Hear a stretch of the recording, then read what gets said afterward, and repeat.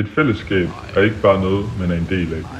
Det er noget, man skaber, noget man løfter, noget man holder fast i, selv når Roskilde-regn siler og dåseøllen er lunken.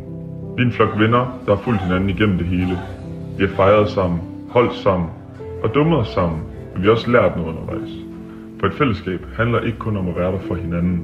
Det handler også om at give noget tilbage, at gøre plads, at åbne op. Når Camp Velkommen til bordet rykker ind på Roskilde Festival 2025, er det ikke bare et navn, vi tager med. Det er en åben stol, en plads i solen, en invitation til alle omkring os om at være med. Til grinene, til fællesskabet, til festen. Og måske er det også en invitation den anden vej. Til os. Til at blive en del af noget endnu større i Common Ground.